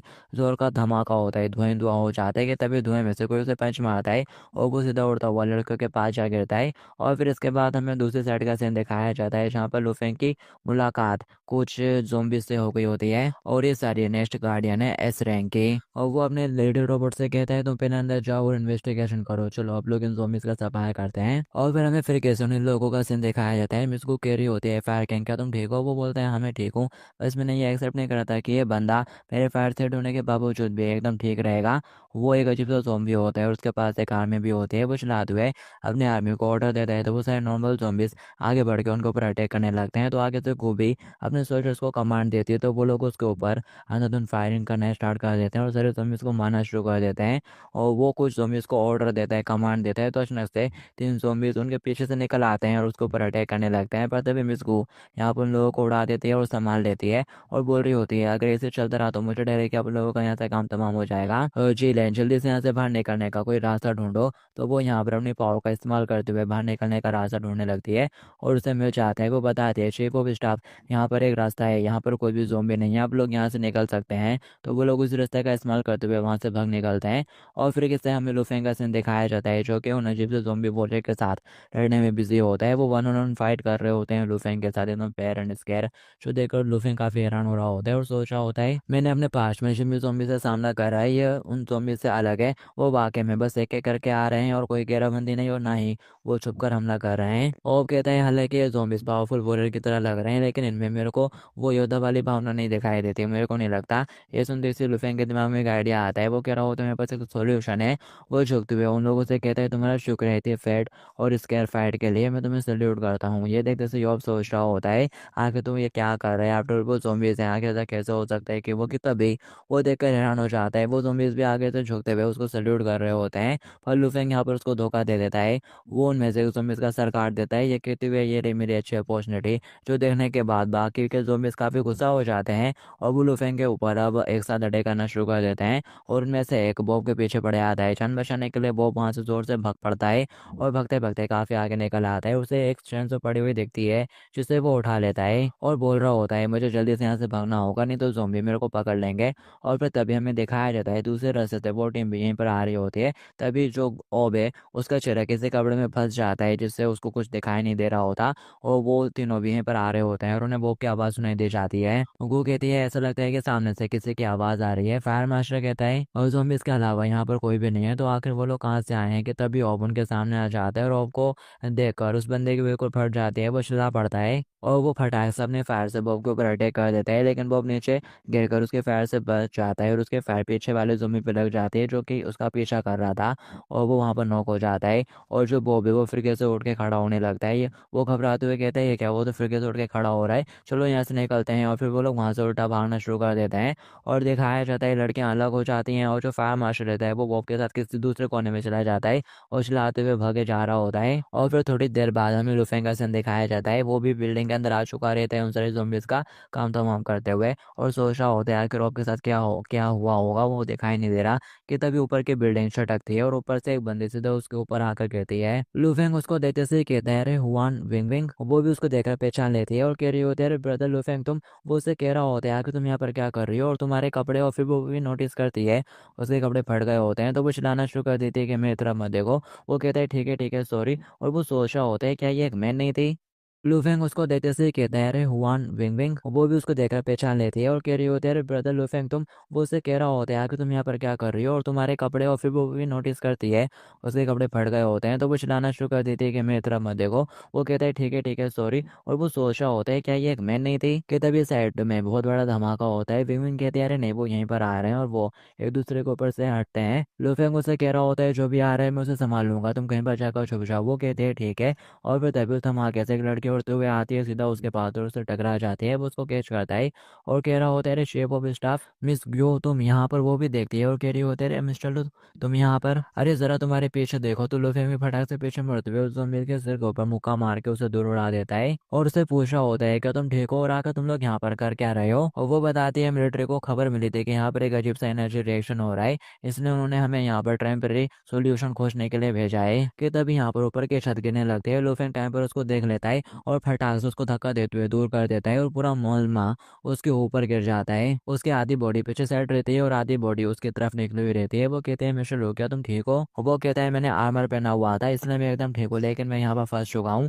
और आवाज़ सुनने के बाद विंग विंग भी जरा झाँक देखते है कि क्या हो रहा है और उसे लुफेंग नजर आ जाता है। उसको देखते से वो घबरा जाती है और कह रही होती है अरे नहीं ब्रदर लुफेंग तुम वहाँ पर ट्रैप हो गए हैं, मेरे को उनको निकालना चाहिए। और वो भगते हुए उसकी मदद करने के लिए आगे बढ़ने लगती है और दूसरी साइड से भी मिस ग्योमल में हटाते हुए लुफेंग के पास पहुंच जाती है और उसको खींचते हुए निकालने की कोशिश करने लगती है। और इसी मूवमेंट पर पीछे से मिंग मिंग भी उसे खींच रही होती है, तो लुफेंग की जान निकल जाती है। वो चिल्लाते हुए कहता है सेम टाइम पर तुम दोनों मेरे को खींचना बंद करो यार, मैं टूट जाऊंगा। और यहाँ पर आसपास ली भी होती है, उन्हें उन लोगों की आवाज़ सुनाई दे जाती है, तो वो अपनी पाव का इस्तेमाल करते हुए जरा देखते है कि कौन है और सामने का नजारा देख रहे एकदम छौंक जाती है। और जो मिंग मिंग थी वो लुफेंग को पीछे से खींच रही होती है, तो गलती से उसकी पैंट उतर जाती है, जो देखने के बाद एम्बेरस हो जाती है और लुफेंग को एकदम छोड़ देती है। तो वो आगे की तरफ फेंकता है जोर से और फिर यहाँ पर खासा धमाका होता है और फिर पता नहीं कैसे लूफेंग उल्टा लटका हुआ रहता है और अपना सर खुजाते हुए कहता है मिस ग्यू तुम्हारा शुक्रिया। वो कहती है जो वेलकम और उसे किस करने के लिए वो आगे बढ़ने लगती है कि तभी लूफेंग का शरीर ऊपर से नीचे की तरफ गिरने लगता है और उसकी लोअर बॉडी उसके मुंह के सामने आ जाती है और वो गलत जगह पर कुछ और कर देती है और लूफेंग कह रहा होता है सॉरी, पर वो लात मारकर उसको दूर उड़ा देती है और वो ली सोच रही होती है फाइनली हम तीन मिल चुके हैं और फिर हमें किसी डाटा सेंटर का दरवाजा दिखाया जाता है जिसको खोलते हुए लूफेंग यहाँ पर गिर पड़ता है और उठते हुए कह रहा होता है आउच, वो तो बहुत ज़्यादा टफ थे, उसने बहुत जोर का मार दिया यार। और आसपास का नज़ारा देखकर हैरान हो जाता है। यहाँ पर कुछ अजीब से क्रीचर होते हैं जो कि पूरे डाटा सेंटर में फैले हुए रहते हैं, उसको देखकर लूफेंग काफ़ी हैरान हो रहा होता है। और फिर इसके बाद हमें छत का सीन दिखाया जाता है जहाँ पर एक अजीब सा क्रीचर होता है और यह रीफॉर्म्ड चर्च का नंबर 2 कार्डिनल है। और फिर इसके बाद हमें ऑब और फायरिंग का सीन दिखाया जाता है जो कि हॉल के नीचे साइड कहीं पर होता है। उनके आसपास ढेर सारे ज़ोंबी मंडरा रहे होते हैं और फायरिंग ने ऑब को मुंह बंद करके रखा होता है और वो कह रहा होता है चुप हो जाओ नहीं तो अब लोग पकड़ा जाएंगे। और वो सोच रहा होता है डैमेड, मैंने ये बिल्कुल भी नहीं सोचा कि वो आवाज़ इतने सारे ज़ोंबीज़ का ध्यान हमें तरफ आकर्षित कर लेगी। अब हमें जल्दी से यहाँ से बाहर निकलने का कोई रास्ता ढूंढना होगा। और वो उससे कहता है मेरे पास एक आइडिया है जो काम कर सकता है। वो कहता है प्लान क्या है। वो उसको बोलता है तुम जाओ और ज़ोंबीज़ का ध्यान अपनी तरफ आकर्षित करो, इतने में मैं उनके लीडर का काम तमाम कर दूंगा। और जैसे लीडर मारा जाएगा सारे ज़ोंबीज़ कंफ्यूज हो जाएंगे और मौके का फ़ायदा उठाकर अब लोग यहाँ से निकल जाएंगे। ये सुनते जो घबरा जाते हैं और कह रहा होता है क्या मैं और ज़ोंबीज़ का ध्यान आकर्षित करूँ, नहीं नहीं मुझसे नहीं होगा। और वो आगे बढ़ते हुए कहता है अभी हमारे पास इन सारी बातों का बिल्कुल भी टाइम नहीं है, मेरे ऊपर भरोसा रखो, ये बहुत ही ज़्यादा डेंजरस टाइम है और अगर अभी अपन दोनों एक दूसरे के ऊपर भरोसा नहीं करेंगे तो अपन दोनों ही यहाँ पर मारे जाएंगे, मेरे को तुम्हारे ऊपर भरोसा है मैन। उसके बाद सुन के ओप सोच रहा होता है क्या ऐसे मेरे ऊपर भरोसा है और साथ ही वो खुद से कह रहा होता है ओ भाई इतने नैरो माइंडेड मत बनो, यहाँ पर रहकर मौत का इंतजार करने से बेटर है कि तुम लड़ो। तो वो चिल्लाते हुए आगे बढ़े आता है, कह रहा होता है मैं जा रहा हूँ ढूंढ लेकर तुमको मेरे को लेने के लिए वापस आना होगा। वो कह रहा होता है चिंता मत करो, चाइनीज झूठ नहीं बोलते। तो वो भागते हुए एक जगह पर चढ़े आता है जहाँ पर एक पोल भी होता है। तो सारे ज़ोंबीज़ का ध्यान उसकी तरफ चला जाता है। वो कह रहा होता है ज़ोंबीज़ मेरा डांस एंजॉय करो और साथ ही वो पोल से लिपट लिपट कर अजीब से पुलिस मारना शुरू कर देते हैं और उनको अपना डांस दिखा रहा होता है जो देखकर वो कंफ्यूज हो रहे होते हैं और उसको मौका मिल जाता है। और वो इशारों में कहता है डूड मैंने सबका टेंशन की तरफ आकर्षित कर लिया है, बाकी सब तुम संभाल लेना। तो वो बंदा भी कहता है तुमने बहुत अच्छा करा बढ़िया, बाकी सब मैं संभालूंगा। वो डांस करते हुए उनका ध्यान अपनी तरफ आकर्षित करे हुए रहता है और वो ठीक ज़ोंबीज़ के पीछे रहता है, लेकिन कुछ करने के बजाय वो वहाँ से भाग जाता है और कह रहा होता है मेरे को विश्वास नहीं होता कि तुमने मेरे ऊपर भरोसा कर लिया, अब तो मैं यहाँ से जा रहा हूँ। और ये देखकर बिल्कुल पत्थर बन जाता है, उसे इतना बड़ा झटका लग चुका होता है। वो कह रहा होता है मेरे को विश्वास नहीं होता कि वो भाग गया। और फिर साथ ही वो चिल्लाते हुए कहने लगता है यू बाशड़, क्या तूने नहीं कहा था कि चाइनीज झूठ नहीं बोलते। और फिर साथ ही वो पोल पे चिपक जाता है और उन ज़ोंबीज़ को भला बुला बोलना शुरू कर देता है। तो जो उनका लीडर वाला ज़ोंबी रहता है वो आगे बढ़ते हुए उसको पकड़ने लगता है और डर के मारे रोना शुरू कर देता है कि तभी यहाँ पर एक क्रेन आती है और उसको ठोक देती है, वो मलबे में फंस जाता है और ओब की जान बच जाती है। और अब जबकि इनका लीडर डैमेज हो चुका है तो सभी ज़ोंबीज़ यहाँ पर गिर पड़ते हैं और वो फायर किंग यहाँ पर आ जाता है और वो बोल रहा होता है मैंने कहा था ना कि मैं तुमको बचाऊंगा, देखा चाइनीज लोग झूठ नहीं बोलते। कि तभी अचानक से यहाँ पर कैसे वो लिटिल रोबोट आ जाता है और वो आते से फायरमैन को टक्कर मार देता है गलती से, वो गिर पड़ता है और फिर साथ ही वो उसको उठाता है। और ओप कह रहा होता है लिटिल पूफी कि तभी जो ज़ोंबीज़ का लीडर रहता है वो यहाँ पर खुद के शरीर को फाड़ देता है, मतलब कि फोड़ देता है और उसके छोटे छोटे हिस्से होते हैं जो कि यहाँ पर पड़े हुए ज़ोंबीज़ के अंदर चले जाते हैं। तो फिर वो सारे ज़ोंबीज़ उठकर खड़े हो जाते हैं और उनको घेरना शुरू कर देते हैं।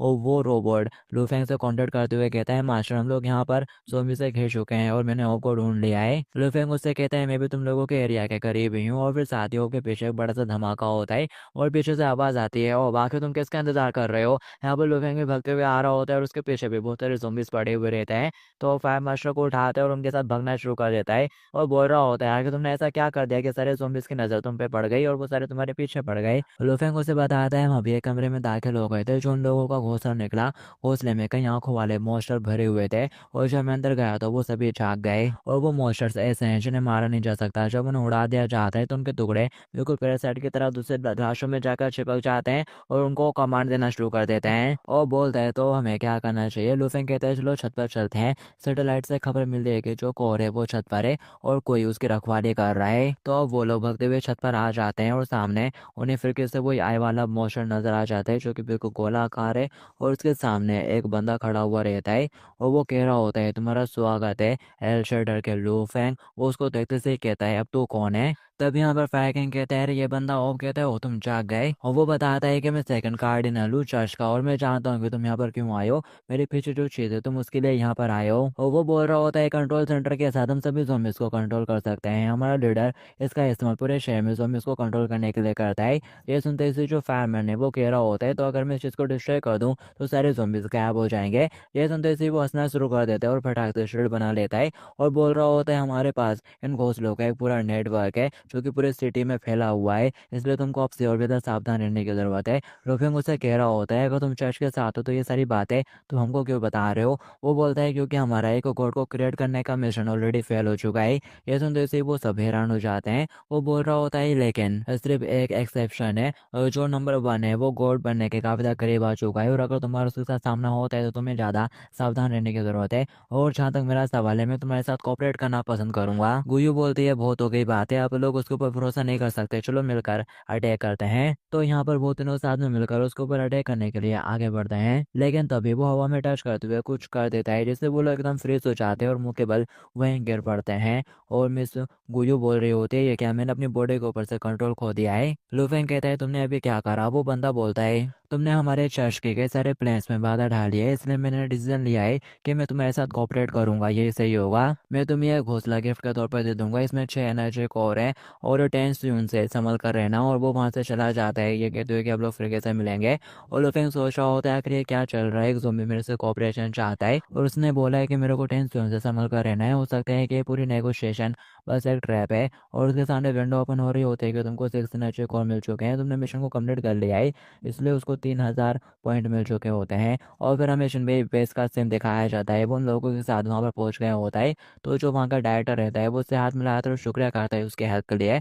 वो कह रहा होता है, अरे आप तो बहुत ज़्यादा पोलाइट हो रहे हो, वहाँ पर हम लोगों ने मिलकर काम करा था और आपके लोगों ने भी काफ़ी अच्छा करा था। और फिर तभी यहाँ पर वो इशारे करना शुरू कर देता है जेब से, वो उसके ऊपर गुस्सा करने लगता है। तो वो खुद को संभालता है और सोच रहा होता है, डैमेट, मैं अभी भी पूरी तरह से रिकवर नहीं हुआ हूँ। डायरेक्टर कहता है, तुम्हारा शुक्रिया, वो नेगोशिएशन और भी ज़्यादा स्मूथ हो जाएगी, आज थोड़ा आराम कर लो, जनरल ने रिक्वेस्ट करी थी इसलिए वो मीटिंग कॉल होगी। और वो बंदा फिर कैसे अजीब से इशारे करना शुरू कर देता है, तो वो उसके ऊपर चलाना शुरू कर देता है, किंग ऑफ फायर, आगे तुम कब तक ऐसे कहते करने वाले हो, ये कैसे सिग्नल्स हैं। हाँ, वो कह रहा होता है, आई एम सॉरी, मेरी बॉडी अभी तक पूरी तरह से रिकवर नहीं हुई है, मेरा खुद की बॉडी को ऊपर अच्छी तरह से कंट्रोल नहीं। और फिर इसके बाद हमें रात में होटल का सीन दिखाया जाता है। लुफिंग अपने रूम में होता है कि तभी दरवाज़ा खटखटाने की आवाज़ आती है और दरवाज़ा खुलता है। ये बिंग होती है जो कि उसको हाई बोल रही होती है और चलती हुई उसके पास आ जाती है। लुफिंग कहते हो तुम। बिन और साथी वो काफ़ी एम्बेरस हो जाता है, कह रहा होता है, क्या कुछ है जो मैं तुम्हें लेकर सकता हूँ। और वो सोच रहा होता है, तो मुझे पता चला असल में ये एक लड़की है। वो उसके पास बैठ आती है और बोल रही होती है, ये बात मेरी आइडेंटिटी से रिलेटेड है, मैं चाहती हूँ कि तुम इस बात को सीक्रेट रखो। लुफिंग कहता है, कोई दिक्कत नहीं। ये सुनते से वो खुश हो जाती है और फटाक से उसका हाथ पकड़ लेती है और बोल रही होती है, ब्रदर लुफिंग, तुम्हारा बहुत बहुत शुक्रिया, तुमने मेरी लाइफ बचाई थी और मैं तुम्हारी इस काइंडनेस को कभी नहीं भूलूंगी। कि तभी अचानक से लुफेंग और वो करीब आने लगते हैं। कि तभी बाहर से कुछ आवाज़ आती है। वो कहता है, शिट, लगता है कि जो ओब है वो अपने साथ किसी लड़की को लेकर आ रहा है। और वो जल्दी से उसको सोफे के नीचे छुपा देता है और खुद भी चला जाता है। यहाँ पर वो अपने साथ एक लड़की को लाया होता है। वो कहते हैं, अच्छा तो तुम यहाँ पर करना चाहते हो। वो बोलता है, हाँ, सोफे पर। वो बोलती है, मैं कोई चीफ नहीं हूँ इसलिए तुमको पेमेंट एडवांस में करनी होगी। वो कहता है, कोई दिक्कत नहीं है, रहे पैसे। तो फिर वो भी अपनी जैकेट उतारने लगती है और बोल रही होती है, चलो फिर स्टार्ट करते हैं। और जो ऑब रहता है वो एकदम से सोफे पे बैठ जाता है, जिससे लुफिंग को झटका लगता है और वो यहाँ पर मिमिंग को किस कर देता है। और मिमिंग सोच रहे होते हैं, अरे नहीं, मैंने दूसरों से सुना है अगर तुम किसी आदमी को किस करते हो तो फिर तुम्हें बच्चे हो जाते हैं। और वो सोफे पे बैठा हुआ रहता है और कह रहा होता है, सर रुको, मेरे को कुछ मिल गया। और ये सुनते से वो दोनों घबराना शुरू कर देते हैं कि उसको ऐसा क्या पता चल गया है। कि तभी वो अपने नीचे से 2 गेमिंग के रिमोट निकालता है और कह रहा होता है, बैठो, अब लोग मिलकर गेम खेलेंगे। ये सुनते से वो लड़की एकदम हैरान हो जाती है। और जो लूफेंग है वो कह रहा होता है, मैं जानता ही था ऐसा ही होगा। वो भी उसे कहते हैं, आखिर तुम इस तरह से फ्रीज क्यों हो, चलो स्टार्ट करते हैं। तो फिर वो भी सोफे पे बैठ जाती है और सोच रही होती है, अब मैं यहाँ पर क्या ही करूँ। और उन दोनों के सोफे पे बैठने की वजह से जो मिन मिन है उसे अनकंफर्टेबल फील हो रहा होता है। और फिर साथ ही यहाँ पर उन दोनों के फैंटेसी शुरू हो जाते हैं। यहाँ पर जो मिन मिन है वो एक लड़की बनी होती है जो कि ग्रैनी से मिलने के लिए आई है और सामने लूफेंग होता है जिसने ग्रैनी जैसे कपड़े पहने हुए रहते हैं। और वो उसकी ग्रैनी की तारीफ करते हुए कहता है, वो अपनी ग्रैनी को 1 अज़ूर का हक दो। और वो उसे कह रहा होता है, लिटिल डैड, काफ़ी टाइम हो गया तुमको देखे हुए। और वो उसको टच करने के लिए अपना हाथ आगे बढ़ाने लगता है, पर तभी वो उसको लात मार देती है और बोल रही होती है, तुम ग्रैमा नहीं हो। और वो फटाक से उसके कंधों को पकड़ते हुए उछल कर उसके ऊपर चढ़े आती है और उसको अपनी लातों से पकड़ कर घूमते हुए नीचे धड़म से मार देती है। और फटाक से उसकी कमर पर ही बैठ जाती है और उसको लॉक लगा देती है। वो पीछे से उसको क्लोज लाइट क्रॉस लगा देती है और बोल रही होती है अब सिलेंडर कर दो, लेकिन लूफेंग खड़े होते हुए उसको दूर उड़ा देता है और कह रहा होता है मेरी पावर को इतना कम भी मत समझो, मैं वुल्फ किंग हूँ। और वो दूर उड़ने लगते हैं कि तभी लूफेंग उसको पाँव से पकड़ लेता है और इससे पहले कि वो कुछ कर पाते लूफेंग भेड़िया उसको बैग से काट लेता है। और फिर कहानी प्रेजेंट में आ जाती है। वो बोल रही होती है सब खत्म हो गया, अब तो मेरे बच्चे होंगे। और फिर ये सीन यहाँ पर कट हो जाता है। अपन को रिसर्च इंस्टीट्यूट हेडक्वार्टर का सीन दिखाया जाता है। उसके कमांडर उसके पास आती है और बोलती है सर फ्यूरी आ चुका है। पैंटियन कहता है कल हम अपने पहले प्लान को अंजाम देंगे, चलो एक ही झटके में मिलिट्री लीडरशिप को तबाह कर दें। वो लड़की बोलती है सर हमारे पास बहुत सारे एस लेवल के एक्सपर्ट नहीं है और मुझे चिंता है कि एल्शर्ट का लूफ है वो जरूर बीच में इंटरफेयर करेगा, तब हमारे लड़ाकू की पावर भी कम पड़ जाएगी, काफ़ी नहीं होगी। तब हमारे हाई लेवल के फाइटर्स की पावर भी कम पड़ जाएगी, काफ़ी नहीं होगी। वो कहते हैं अरे तुम इसके बारे में चिंता मत करो, कल तुम अपने साथ इन दोनों को भी लेकर जाना। वो यहाँ पर दो म्यूटेट की तरफ इशारा करता है और ये म्यूटेट डबल एस लेवल के हैं। और फिर इसके बाद हमें सुबह का सीन दिखाया जाता है। सभी लोग उस बिल्डिंग के आसपास इकट्ठा होना शुरू हो जाते हैं जहाँ पर इनकी मीटिंग होने वाली है। लुफेंग उस बिल्डिंग को देखते से ही कहता है सचमुच कितनी शानदार बिल्डिंग है। और वो बंदा बताता है ये नॉर्थ सिटी के बेस का फॉरेन अफेयर्स को संभालने वाली बिल्डिंग है और हम इसके टॉप फ्लोर के ऊपर अपनी मीटिंग करने वाले हैं। और अगर नेगोशिएशन के दौरान किसी तरह की घटना होती है तो उसको रोकने के लिए दोनों की टीम यहाँ पर काम करेगी, साथ में मिलकर दोनों की आर्मीज दोनों साइडों की। लुफेंग कहता है अच्छा तो ये ऐसा है, लेकिन ये नज़ारा वाकई में शानदार है। कि तभी यहाँ पर एक बंदा आता है जो कि उसको आवाज़ देता है। लुफेंग मुड़ के उसकी तरफ देखता है, ये जनरल डोंगफेंग होता है। वो उससे कहता है बहुत दिनों बाद मुलाकात हुई है, मैंने ये बिल्कुल भी एक्सपेक्ट नहीं करा था कि तुम यहाँ पर इतनी जल्दी आ जाओगे। वो दोनों हाथ मिलाते हैं और फिर साथ ही वो यहाँ पर अपने दो जनरल को इंट्रोड्यूस करवाते हैं उससे, ये कहते हुए कि ये दोनों ही हमारे डबल एस लेवल के एक्सपर्ट हैं। डायरेक्टर लू तुम्हारे लोग कहाँ पर हैं? आज सुबह मेरे को न्यूज़ सुनने को मिली थी कि वो लोग ऑलरेडी नॉर्थन सिटी के बेस में एंटर कर चुके हैं, तो उन्हें अब तक यहाँ पर आ जाना चाहिए था। लुफेंग कहता है वो लोग तो ऑलरेडी यहाँ पर आ चुके हैं। और फिर साथ ही वो उनके सामने के लिए ऑडिशन का इंट्रोडक्शन लगता है और बता रहा होता है ये हमारे एल शटर के डबल एस लेवल के एबिलिटी यूजर्स हैं और जो लीजन है वो एस प्लस एबिलिटी यूजर है। और हमारे शटर में मुझे और सबको मिलाकर टोटल 5 लोग ऐसे हैं जो कि double S level ability user हैं। और उन दोनों लड़कियों को देखते से फैकिंग बावला हो जाते हैं और कह रहा होता है वाओ क्या टू ब्यूटीफुल लेडीज हैं। उसका जनरल उसके जोर का मारता है और कह रहा होता है तुम ये क्या कर रहे हो, वहाँ जरा ढंग से बिहेव करो। डोंगफेंग कहता है जबकि आप लोग आ चुके हैं तो चलो जल्दी से अंदर चलते हैं। तभी लुफेंग कहता है जरा एक मिनट रुको जनरल डोंगफेंग, मेरे पास एक प्लान है। और फिर इसके बाद हमें कॉन्फ्रेंस रूम का सीन दिखाया जाता है जहाँ पर जेंग टैंग ऑलरेडी बैठा हुआ रहता है और कह रहा होता है डोंगफेंग तो तुम आ ही गए। डोंगफेंग कहता है क्या कोइंसिडेंस है, पहले आप लोग साथ में मिलकर काम किया करते थे लेकिन अब लोग इस हद तक बढ़ चुके हैं। जेंग टैंग कहता है मुझे उस मुद्दे पर बात नहीं करनी। और ये क्या तुम ही एल शटर के फेमस डायरेक्टर लू फेंग हो? ये सुनते ही लू फेंग थोड़ा हैरान हो जाता है। जेंग उससे कहता है तुम ही वो लू फेंग हो ना जिसने मेरे प्लान को बर्बाद कर दिया और मेरी औरत को मेरे से चुरा लिया, एक यंग प्रोडिजी जिसका ब्राइट फ्यूचर है। वो उसकी कमांडर सोच रही होती है जैसा कि लॉर्ड से एक्सपेक्टेड था, यह हमेशा की तरह ही एक्सलेंट है। तभी लुफेंग आगे से जवाब देता है ओ क्या तुम अपसेट हो गए, मैं बता दो उसने खुद मेरे को चॉइस करा है क्योंकि मैं बस तुमसे बेटर हूँ। यह सुनते से उसकी कमांडर काफ़ी इंप्रेस हो जाती है, क्या तगड़ा जवाब दिया है, क्या इसका मतलब ये है कि अब यहाँ पर कुछ इंटरेस्टिंग होने वाला है। और जो झेंग टैंग है वो आगे बातें नहीं करता लुफेंग से, वो जनरल से बात करने लगता है। तो सुनो जनरल चलो एक समझौता करते हैं। वो पूछता है आखिर क्यों? वो बताता है जजमेंट डे करीब आ चुका है, अगर हम जिंदा रहना चाहते हैं तो हमें यूनाइट होकर कुछ करना होगा। ये सुनते से जनरल हैरान हो जाता है और लुफेंग सोच रहा होता है कि लहरे ये सब वो पहले से ही जानता है। उसके असिस्टेंट यहाँ पर सब कुछ बताना शुरू कर देती है। हमारी जानकारी के हिसाब से रॉकेट लॉन्च फेल होने की वजह से अब ये वायरस और तेजी से फैल गया है और ये आइलैंड बहुत जल्द ही ज़ॉम्बीज़ का पैराडाइज बन जाएगा। ये सुनते से डोंगफेंग हैरान हो जाता है और खड़े होते हुए कहता है नहीं है इम्पॉसिबल है। लेकिन जेंग टैंग उसे बोल रहा होता है अपन को समझौता करके साथ मिलकर काम करने की जरूरत है, क्या तुम इस बात से एग्री नहीं हो? और वो यहाँ पर किसी पावर का इस्तेमाल करता है जिससे वो भी हाँ बोलने लगता है। लुफेंग को समझ में आ जाता है कि यहाँ पर कुछ तो ठीक नहीं है। वो फटाक से जेरिया को स्कैन करने के लिए बोलता है और तो यहाँ पर ले फटाक से जेरिया को स्कैन करती है और बोलती है हो नो ये तो हिप्नोसिस है। लुफेंग आगे बढ़कर जनरल को संभालता है और दूसरे से कह रहा होता है कि जनरल को यहाँ से जल्दी से बाहर ले जाओ और साथ ही अपने ऑक्टोपस वाले आर्मर के जरिए वो यहाँ पर झेंग टैंग के ऊपर अटैक कर देता है। झेंग टैंग अपनी असिस्टेंट से कहता है जाकर जनरल को मार दो। वो बोलती है समझ गई और वो वहां से चली जाती है। जोर का धमाका होता है लुफेंग के अटैक की वजह से और फिर धुएं से झेंग टैंग निकलते हुए आता है और बोल रहा होता है तुम तो काफ़ी स्ट्रांग हो लेकिन टू बैड, तुम्हारे स्किल यहाँ पर यूजलेस है। ये देखते से लुफेंग काफ़ी हैरान हो गया होता है और जैसे उसके असिस्टेंट बाहर निकलती है उसका सामना लेजन के साथ हो जाता है और यहाँ पर केडी के सामने भी एक वल्कराइजर आ गया होता है और उसी की सेम कॉपी ने डोंगफेंग का रास्ता भी रोक के रखा हुआ रहता है, उनके पास भी पहुंच गया होता है। और फिर हमें डबल से उस असिस्टेंट का सीन दिखाया जाता है। वो कहती है कितनी बुरी किस्मत है, लेकिन अब यहाँ पर तुम्हारे साथ बुरा होगा लिटिल बिस्कुट। लीशन यहाँ पर उसके ऊपर अटैक करना शुरू कर देती है, लेकिन वो तो उसके हार्ट अटैक से आसानी से बच जाती है और हंसते हुए कह रही होती है ये मेरे सामने बेकार है, मैं समय को काट सकती हूँ, तुम मुझे नहीं रोक सकते। तुम क्या, कोई भी मुझे नहीं रोक सकता। लीशन कहती है क्या वाकई में, और वो अपनी यूनिक एबिलिटी का इस्तेमाल करती है टेम्पररी फ्रीज। वो टाइम को फ्रीज कर सकती है थोड़ी देर के लिए, और टाइम को फ्रोज करने के बाद वो हंसना शुरू कर देती है और उसके पेट में मुक्का मारते हुए कहती है हैंड टू हैंड कॉम्बैट तो मेरी स्पेशलिटी है। और फिर जैसे टाइम शुरू होता है वो नीचे गिर जाती है और उसे बहुत दर्द हो रहा होता है। वो बोलती है आखिर से कैसे हो सकता है, आखिर तुम मेरे को मारने में कामयाब कैसे हो गई। एडिशन हंसते हुए कहती है क्या तुम्हें नहीं पता, मेरे पास भी टाइम रिलेटेड एबिलिटी है और ये तुम्हारी एबिलिटी का मुकाबला करने के लिए ही डिजाइन की गई है। और वो फिर कैसे टाइम को फ्रीज कर उसके ऊपर अटैक कर देती है। वो यहाँ पर एकदम बेबस पड़ जाती है उसके सामने, और एडिशन उससे कह रही होती है एक बार जब टाइम फ्रीज हो जाता है तो तुम कम्प्लीटली मेरे सामने बेबस हो लिटिल ब्यूटी। और बस गाइस ये एपिसोड यहीं पर एंड हो जाता है, और इसी के साथ इसके जितने भी चैप्टर अभी तक रिलीज हुए थे वो सारे खत्म हो जाते हैं। मैं उन सारों को अपनी वीडियोस में निपटा चुका हूँ, और इसके आगे अभी तक कोई भी चैप्टर रिलीज नहीं हुआ है और लगता नहीं कि आएगा, साल भर हो चुका है। तो देखते हैं क्या होता है इसका। अब लोग अब कोई सी न्यू मांगा स्टार्ट करेंगे, जब तक के लिए टू बी कंटिन्यूड।